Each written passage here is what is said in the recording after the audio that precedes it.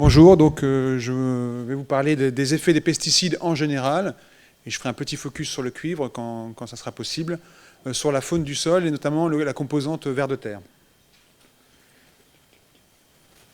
Alors, avant tout, je vais faire de brefs rappels, je suis désolé, je ne peux pas m'étendre, sur l'écologie de ces vers de terre, pour essayer de comprendre pourquoi on observe des grandes différences entre systèmes de culture. Ensuite, je vais vous parler d'abord des effets qu'on peut observer au niveau individuel sur le comportement des vers. Et enfin, j'en viendrai à la question, qu'est-ce qui se passe sur les communautés in situ? Alors, ce qu'il faut savoir des vers, c'est que c'est des organismes très très simples, et il faut juste savoir qu'ils sont pratiquement aquatiques, c'est-à-dire qu'ils respirent l'oxygène dissous dans l'eau. Donc, ils sont très actifs dans des sols qui sont humides, puisqu'ils ont besoin de respirer. Et si les sols sont secs, vous l'avez sûrement déjà vu, les vers se roulent en boule dans le sol, et sont inactifs. Donc ici, plutôt l'été, ils estivent. Donc on verra que ça a un impact fort quand on va vouloir comparer une arboriculture et la viticulture. Alors les actions des vers de terre dans les sols, elles sont multiples, vous en entendez beaucoup parler. Je voudrais remettre les choses à leur place. Je voudrais dire d'abord que ces actions sont avant tout physiques. Le ver, c'est un des ingénieurs de l'écosystème du sol. Donc qu'est-ce que ça fait un ver de terre? Ça creuse des galeries, vous le savez tous. Ça fait des rejets, donc des excréments, on va appeler ça turicules. Tout le monde les voit à la surface du sol, mais on ignore, le plus souvent, que la plupart de ces rejets sont faits dans le sol. Ici, sur ces photos, c'est assez visible. Donc, il y a ce qu'on appelle la bioturbation. On creuse, on avale du sol, on les mélange avec de la matière organique. La dernière action physique qui est très importante, qui est très connue aussi, c'est, pour certaines catégories de vers, c'est enfuir la litière, enfuir la matière organique. Donc, vous pouvez avoir des jolies photos comme ça, où ce n'est pas par hasard que cette feuille est enroulée dans le début d'une galerie de vers de terre. Donc, ces animaux sont même capables d'enrouler les feuilles, d'accord? Ce qui n'est pas forcément évident quand vous n'avez ni bras ni mains. Alors, toujours aussi bref, non mais vous rigolez, mais c'est Darwin qui a étudié ce phénomène, donc c'est pas si idiot que ça. Donc, très très bref, vous le savez tous peut-être déjà, il y a 3 catégories de vers, et qu'est-ce qui va déterminer ces catégories? C'est où ils vivent et où ils mangent. Donc, tous ces vers mangent de la matière organique. Là où il y a beaucoup de matière organique, c'est à la surface du sol, quand il y a un peu de litière. Donc vous avez une première catégorie de vers qu'on appelle les vers épigés, des petits vers très vifs, qui, eux, vivent à la surface du sol, dans la litière. Bien sûr, il faut qu'il y ait de la litière. Donc vous en avez assez peu en grande culture. Simplement, à la surface, il y a beaucoup de prédation, il y a beaucoup de dangers. Donc il y a une deuxième catégorie de vers, c'est ceux qui mangent à la surface, ce sont les vers anéciques, qui viennent manger à la surface, et dès qu'il y a un stress ou des conditions défavorables, hop, ils viennent se réfugier en profondeur. On va appeler ça les vers anéciques. La profondeur étant variable, mais pouvant aller jusqu'à 1 mètre ou plusieurs mètres. Et la dernière catégorie, on va appeler ça les vers endogés ou les vers froussards, c'est ceux qui ne vont jamais à la surface. Certes, il y a beaucoup à manger, mais c'est beaucoup trop dangereux. Donc ces vers restent dans le sol et leur vie, c'est creuser. Pourquoi creuser? Parce qu'il faut trouver de la matière organique. Il y en a beaucoup à la surface du sol, il y en a beaucoup moins dans le sol, donc ils la recherchent sans cesse. Et donc ils cheminent. Et bien évidemment, ces vers, même si on dit endogés dans le sol, ils sont plutôt proches de la surface, puisque c'est là qu'il y a le plus de matière organique, et donc moins profondément que la plupart des vers anéciques. Alors c'était tout pour les très très brefs rappels de l'écologie. Maintenant, quand on parle de vers de terre et pesticides, il faut savoir que les vers de terre sont les organismes sur lesquels il est obligatoire de faire des tests pour homologuer des produits pesticides. Alors les raisons, elles sont assez classiques. Les vers sont ubiquistes, il y en a dans tous les sols, à part dans les déserts. Certaines espèces de vers de terre sont très très courantes dans les sols agricoles, presque à l'échelle planétaire, donc ça c'est un intérêt. Et ils sont faciles, je mets des guillemets, à identifier, à dénombrer, ça c'est en comparaison avec les micro-organismes du sol par exemple. Et très important pour les aspects pesticides, contamination, ils sont en contact avec la solution du sol. Contrairement aux insectes, certains insectes ou larves sont dans le sol, mais pas forcément au niveau de la solution du sol, les vers de terre, par leur dépendance vis-à-vis de l'humidité, sont en contact avec la solution du sol, où se trouve une partie des pesticides. Et enfin, ils sont censés, alors je mets des guillemets aussi, avoir un rôle très important dans les sols, donc d'abord par leur action physique, on est bien d'accord, et ensuite indirectement sur la chimie et d'autres phénomènes dans les sols. Alors, Philippe en a un petit peu parlé, donc il existe des tests normalisés et tous vont utiliser Eisenia foetida, qui est simplement le ver du compost, que vous avez probablement chez vous si vous avez un compost.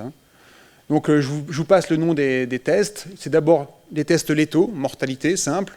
On a fait plus raffiné, on a des tests sublétaux et qui concernent la reproduction. La chance pour ce ver du compost, c'est qu'il se reproduit tout seul. Donc vous en mettez un individu dans un compost, au bout d'1 mois, vous en avez plusieurs dizaines. Et donc là, ce sont à chaque fois les tests normalisés, la plupart d'entre eux, ont des limites qui sont liées d'abord au fait qu'on utilise Eisenia foetida, qui est un ver épigé, qui ne va pas avoir une action forte dans le sol. Et deuxièmement, c'est un ver qui est complètement absent des sols agricoles. Donc ça, c'est un peu dommage, mais c'est pour les aspects pratiques qu'on l'a choisi.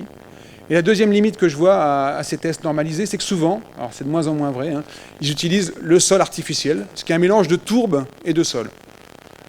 C'est pas non plus très courant de faire des cultures sur des sols tourbeux, voilà.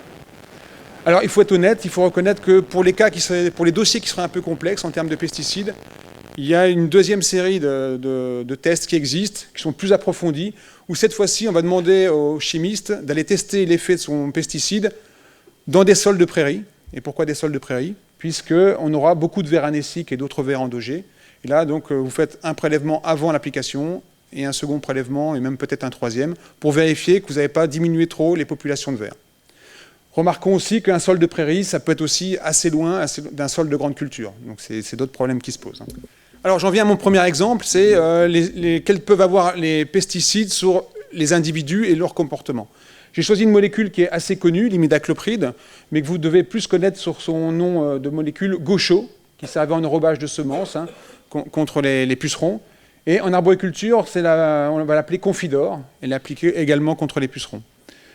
Donc pourquoi je l'ai choisi, c'est que c'était à l'époque, il y a plus de 10 ans maintenant, un des premiers représentants d'une nouvelle famille de pesticides, donc les néonicotinoïdes, sur lesquels on avait peu de connaissances, sinon qu'on savait qu'elle était assez toxique. Et elle avait aussi une durée de demi-vie qui était importante dans les sols, donc j'ai trouvé que c'était intéressant d'utiliser. Alors, même si je suis écotoxicologue, ma passion, c'est pas de tuer les vers, mais il faut commencer par voir à partir de quelle dose du polluant vous avez tué vos vers. Même si vous voulez faire étudier des effets sublétaux, il faut quand même savoir où se situe la mortalité. Dans un cas comme celui-ci, sur une espèce de ver anécique qui s'appelle Nocturna, on voyait assez bien que la mortalité arrivait entre 1 et 5 ppm d'imidaclopride dans les sols. Et la dose qu'on doit trouver dans le sol, donc c'est un petit calcul théorique, après application normale de cette molécule, elle est de 0,33 à 0,5 ppm. Ça dépend des cultures, ça dépend des pays. Et donc, vous voyez que la mortalité, en gros, si je caricature, n'arrivait qu'à 10 fois cette dose. Donc, c'était sur la base simple de cette mortalité, on va dire que cette molécule ne posait a priori pas trop de problèmes. Bon, je vous passe sur les symptômes, c'est pas le plus joli. Maintenant, est-ce qu'on s'arrête à la mortalité ou est-ce qu'on essaye d'aller plus loin? Je vous l'ai dit, l'action des vers dans le sol, c'est avant tout une action physique, d'accord? C'est par là qu'ils vont influencer le fonctionnement du sol. Et cet effet physique, il dépend beaucoup du comportement du ver. Donc les questions que je me suis posées pour cette molécule, l'effet de cette molécule, c'est est-ce que le comportement des vers peut être modifié par les pesticides, avec cet exemple en tête? Et une fois qu'on a modifié le comportement des vers, est-ce qu'on est capable de voir un lien entre cette modification et un fonctionnement du sol? Donc c'est pas facile d'aller regarder ce que font les vers dans le sol, c'est un milieu opaque. Donc on a développé, alors à l'époque c'était original, ça l'est beaucoup moins, des techniques qui nous permettent de constituer des sols homogènes au laboratoire, simplement des colonnes de sol de 30 cm de haut, dans lesquelles vous insérez des vers, vous les laissez vivre leur vie pendant quelques semaines, et ensuite vous prenez rendez-vous à l'hôpital, et comme avec un patient, vous couchez vos colonnes sur le lit, et vous obtenez quoi? Des images issues du passage des rayons X, qui sont de simples images de la densité. Donc si vous avez l'image de la densité, vous avez l'image des trous en noir, et puis peut-être des cailloux en blanc. Je vous passe sur les détails. In fine, on est capable de reproduire ce que les vers ont creusé dans le sol. C'est cette technique-là que je vais utiliser pour tester les effets d'imidaclopride. Donc je reprends mon ver anécique, Nocturna. Je les ai mis 6 semaines dans des colonnes de sol. Et ici, regardez, vous avez des canneries très typiques de ver anécique. Ils sont venus manger à la surface et puis ils sont venus se réfugier en profondeur. Donc des galeries très verticales, très continues. Qu'est-ce qui se passe quand le sol est exposé à l'imidaclopride? Alors, soit une dose très faible, 5 fois moins que ce qu'on peut attendre au terrain, soit une dose complètement réaliste, c'est-à-dire ce qu'on peut trouver dans le sol après une application d'imidaclopride. Ce n'est pas très visible sur la dose intermédiaire, donc je passe directement à la dose la plus forte. Vous voyez qu'entre les colonnes témoins et les colonnes traitées, il y a des différences en termes de structure des réseaux. On a des choses beaucoup plus discontinues. On a aussi le diamètre qui va varier, et ça ne se voit pas sur cette image, la longueur totale de galerie produite. Donc oui, certains pesticides sont capables de modifier le comportement des vers. Est-ce que ça a un effet sur le fonctionnement du sol? Alors, ce n'est pas évident à mettre en évidence. On aurait pu choisir l'infiltration de l'eau. Moi, j'ai choisi l'aération. Donc, tout simplement, les colonnes dont je vous ai parlé, j'injecte un gaz, alors c'est tout simplement du butane, à une extrémité, et je récupère au cours du temps des concentrations de ce gaz de l'autre côté de la colonne.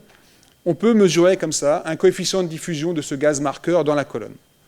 Qu'est-ce qu'on remarque ici? C'est que pour les témoins, vous obtenez une certaine valeur de coefficient de diffusion et que, en fonction de la concentration en pesticides, vous réduisez ce coefficient de diffusion. Ici, pour une dose réaliste de ce pesticide, j'avais observé une réduction de 30% de l'aération, de la fonction aération du sol. Donc c'est juste un exemple. Donc les enseignements de cette première partie, rapidement, une molécule peut avoir des effets sublétaux subtils sur le comportement des vers, et ces effets peuvent modifier le fonctionnement du sol, enfin quelques fonctions du sol. Alors cependant, il faut être un peu honnête, je vais essayer de l'être, il y a quand même assez peu de pesticides, j'avais bien choisi ma molécule, qui ont des effets aussi importants. Donc on pourrait citer l'imidaclopride, qui n'est pas encore complètement interdit, mais dont l'usage est maintenant restreint. Le cuivre, on va y revenir dans les sols viticoles, et certains produits anti-limaces qui sont assez négatifs pour les vers. Et là aussi, il faut être honnête, c'est que moi j'analyse beaucoup des calendriers de traitement plutôt en arboriculture. Toutes les molécules qui étaient les plus toxiques, alors pas que pour les vers, aussi pour les auxiliaires, petit à petit disparaissent. C'est le cas du carbaryl ou du parathion, qui étaient vraiment des organophosphorés ou des carbamates assez violents. Donc, un exemple purement théorico-laboratoire. Maintenant, qu'est-ce qui se passe in situ dans des systèmes de culture? Quels sont les effets sur les communautés? Je restreins ma question à l'arboriculture et la viticulture. Alors d'abord, un schéma assez basique, assez synthétique, qui est unanimement accepté, c'est les quantités de verre qu'on peut espérer en fonction de l'occupation du sol. Première remarque, dans les forêts, qu'elles soient décidues ou de conifères, vous avez, c'est étonnant par rapport à d'autres organismes, relativement peu de verre. Donc on va dire en gros 100, mais 500, ça me paraît même un maximum dans les sols de forêt. Tout simplement ici, l'effet qui est visible, c'est plutôt un effet pH. Les vers de terre sont très sensibles au pH acide. Donc c'est pas ça le plus intéressant. Le plus intéressant, c'est de remarquer que les endroits où on trouve le plus de verre, 200 jusqu'à 300 mètres carrés, on a des maximums à 800 ou 1000, ce sont dans les prairies et les pâtures, ça c'est guère étonnant, et ensuite dans les vergers. Ça c'est beaucoup plus étonnant, et je vais y revenir. Qu'est-ce qui caractérise les prairies et les vergers? C'est plutôt un enherbement qui est très fort. Si on était un peu provocateur, on dirait qu'un verger, c'est un peu de l'agroforesterie. Vous avez une prairie avec des arbres au milieu. Dernier constat à faire, ici, très rapidement, c'est que en grande culture, pour faire simple, ou en vigne, vous avez relativement peu de verre. Donc ces cultures semblent moins favorables, et il va sans dire que c'est lié, aux restitutions de matière organique au sol, qui sont relativement faibles en grande culture, et en vigne, on va le voir, ce sont des enherbements qui sont relativement faibles. Je ne dis pas que toutes les vignes sont non enherbées, mais en tous les cas, elles sont souvent non irriguées. Et donc, le rendu de matière organique au sol via l'enherbement, et même quand il existe, est faible. Alors, avant de parler de viticulture, faisons un petit focus sur l'arboriculture. Je suis désolé d'en parler si quelqu'un est arboriculteur ici. Donc, les vergers de pommiers en Provence, c'est le grand mauvais exemple. Je vous présente ici très rapidement des IFT. Vous voyez qu'en agriculture conventionnelle, on est en gros à 35 traitements par an pour protéger une culture de pommes. D'accord ? Je ne vais pas entrer dans un débat, il y a des explications qui sont liées aux citoyens, mais aussi aux producteurs et à la grande distribution. Notez qu'on utilise donc les produits qui sont non rouges, en rouge les fongicides, les autres sont des insecticides. On dépasse allègrement, en gros, une vingtaine d'insecticides par an sur ces vergers. On peut baisser ces chiffres quand on est en agriculture raisonnée, je passe sur les détails, et puis il existe, vous connaissez tous, l'agriculture biologique. Ici, les fongicides, c'est cuivre et soufre, d'accord, donc avec une quinzaine de traitements par an. Et quand on met des produits contre le carpocaps, heureusement pour les producteurs bio, ce sont souvent des virus, la carpovirusine, qui a priori n'a pas d'effet toxique sur les auxiliaires et la vie du sol. Donc on a quelque chose d'assez contrasté ici entre l'agriculture conventionnelle, l'agriculture raisonnée et enfin l'agriculture biologique. Comment ça se traduit pour les vers qui vivent dans ces sols? Ben voilà, c'est très décevant. Vous voyez que dans les vergers abandonnés, j'observe en moyenne autour d'Avignon 250 vers au mètre carré. Et dans les vergers d'agriculture biologique, j'en ai peut-être 225. Et ensuite, dans les vergers raisonnés et conventionnels, qui reçoivent 35 traitements par an, vous avez quand même quelque chose qui est pas loin de 200 vers au mètre carré. Aucune différence significative ici. Donc ici, je ne vous montre pas, pour être rapide, c'est des sols similaires. On n'a pas un effet sol qui serait caché ici.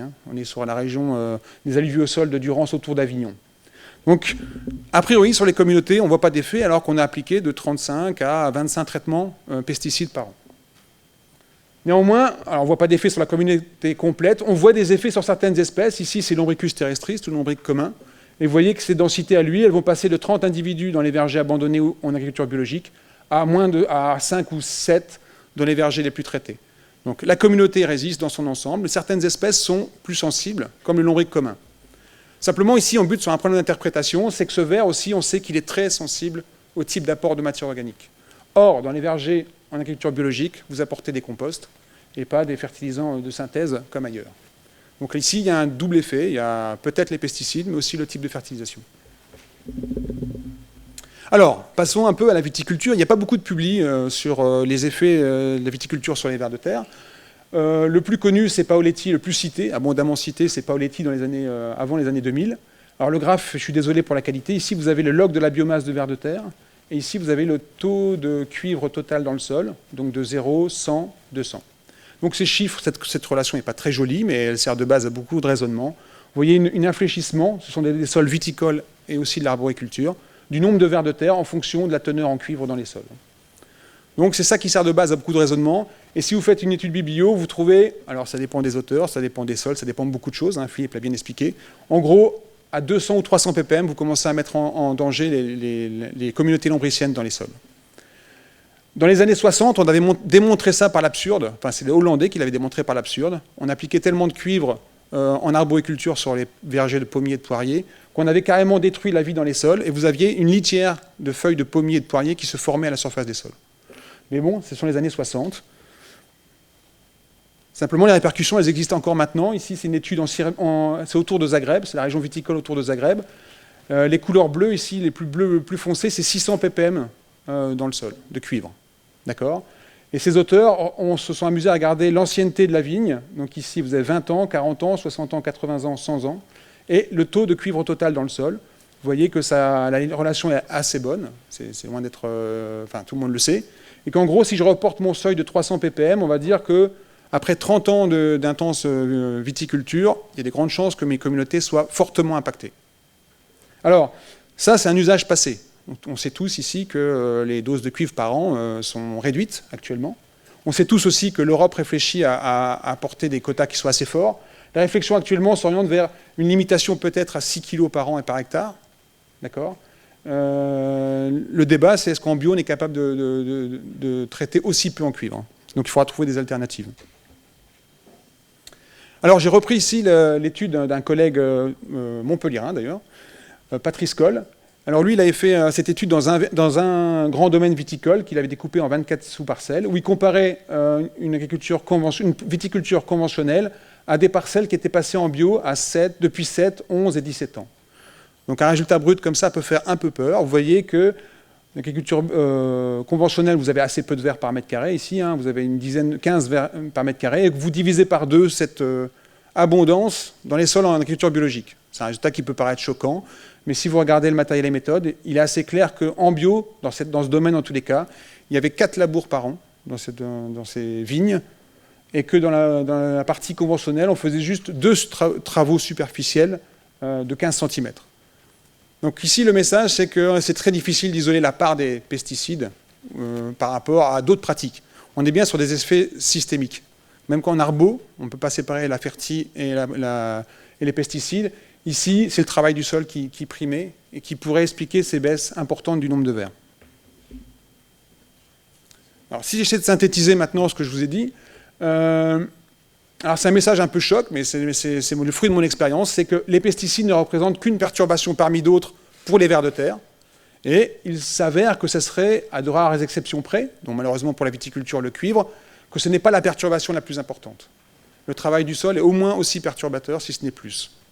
D'accord ? On est d'accord que quand on applique 35, c'est difficile de dépasser ces chiffres, 35 pesticides par an en arboriculture, et qu'on voit que les communautés de vers de terre sont très légèrement impactées, ça laisse augurer le fait que ce n'est pas ça qui va le plus changer les populations de vers. Alors pourquoi ? Ça c'est une vraie question, hein, même pour moi, qui ai travaillé sur ces questions-là.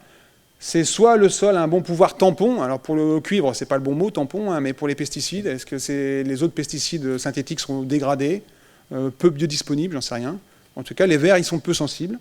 Ou alors, et ça jouera sûrement, les vers des sols agricoles sont, alors je mets des guillemets à ce mot, adaptés.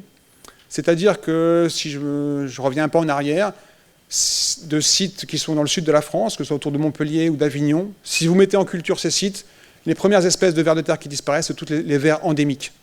Donc en fait, la perturbation principale, c'est plutôt de passer d'un sol naturel, dans l'accro, une prairie, à une pratique agricole. Et si vous faites passer une pratique agricole, vous n'avez pas élimination de tous les vers, vous éliminez les espèces endémiques, mais vous retrouvez la communauté de vers typique dans tous les sols agricoles de France, presque, et j'ai envie de dire d'Europe, voire du monde, c'est-à-dire la dizaine d'espèces qu'on trouve dans tous les sols agricoles. Il y a cette idée que ces vers ont un peu coévolué avec les pratiques agricoles de l'homme, et donc l'Ombricus terrestris, Apodactylon caliginosa, ce sont des vers qui, bon gré mal gré, réussissent à s'installer dans les sols agricoles. Et enfin, alors ça c'est un paradoxe pour tous les viticulteurs, je suis désolé pour eux. Les viticulteurs sont sûrement les producteurs qui s'intéressent le plus à la vie dans les sols, mais manque de bol, c'est sûrement la culture la moins favorable pour les vers de terre, pour des raisons qui s'expliquent assez bien. Ce sont plutôt des sols pauvres, hein, ça c'était une des conclusions du travail de Clémence Salomé. On a souvent des sols qui contiennent moins de 1% de matière organique. On a un usage, j'ai mis passé avec un point d'interrogation, c'est à discuter, important du cuivre, qui malheureusement leur est néfaste, qui s'accumule dans le sol et finit par leur être néfaste. Et enfin, vous avez des enherbements limités et des pratiques d'irrigation aussi restreintes. Donc ce sont visiblement... Donc ça, c'est une photo autour de Aix-en-Provence, et ça, c'est un verger enherbé. Ça se voit très bien sur la photo. Donc même si c'est enherbé, il n'y aura pas un retour de matière organique, il n'y aura pas une vie, il n'y aura pas d'exudat racinaire très important, et visiblement, ça ne permettra pas de faire vivre des centaines de vers au mètre carré. Je crois que c'était ma dernière diapo. Voilà.